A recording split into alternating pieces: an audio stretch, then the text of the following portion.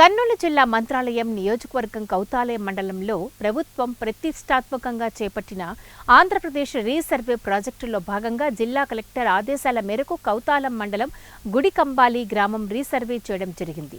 గుడికంబాలి గ్రామంలో అవగాహన ర్యాలీ మరియు రీసర్వే గురించి అవగాహన చేస్తూ గ్రామ సభ నిర్వహించారు. ఈ గ్రామ సభనందు తహసీల్దార్ మాట్లాడుతూ గుడికంబాలి గ్రామం రీసర్వేలో భాగంగా జనవరి 20వ తేదీన గుడికంబాలి గ్రామం రీసర్వే మొదలవుతుందని, గ్రామాన్ని 200 నుండి 250 ఎకరాలకు ఒక క్లస్టర్గా విభజించబడుతుందని, క్లస్టర్కు ఒక అనుగుణంగా ఒక సర్వేయర్, ఒక విఆర్ఓ, ఒక విఆర్ఏతో కలిపిన టీంలను ఏర్పాటు చేయడం జరుగుతుందని తెలిపారు.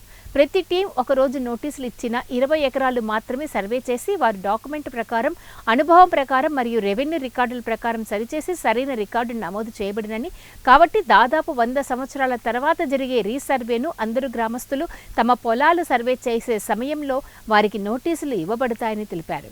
నోటీసుల్లో నిర్ణయించిన తేదీ సమయంలో అందరూ భూమి కలిగినటువంటి రైతులు తప్పక సదరు భూమికి సంబంధించి అన్ని పత్రాలతో సహా హాజరై హద్దులను చూపించాలని తెలియజేస్తూ అవగాహన ర్యాలీ మరియు గ్రామ సభను గుడికంబాలి గ్రామం నందు సచివాలయం దగ్గర నిర్వహించారు.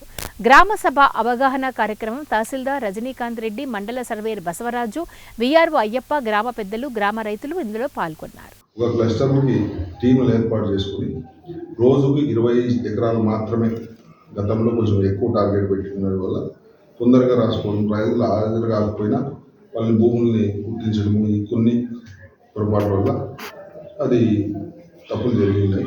వాటిని సరిదిద్దుకునే భాగంగా అభావం వల్ల సమయం తొందరగా చేయాలనే ఒక ఉద్దేశంతో స్పీడ్గా జరిగి రీసర్వేలో కొన్ని తప్పులు జరగడము, కొంచెము ఎక్కువ విస్తీర్ణాలు రోజు టార్గెట్ పెట్టడం వల్ల వాళ్ళు కొంచెం తప్పులు అయితే జరిగినాయి. వాటిని అన్నింటినీ క్రోడీకరించుకొని సర్వే అనేది కంపల్సరీగా జరగదు కాబట్టి 100 సంవత్సరాల ముందు జరిగిన సర్వే 1920లో బ్రిటిష్ ప్రభుత్వంలో రీసర్వే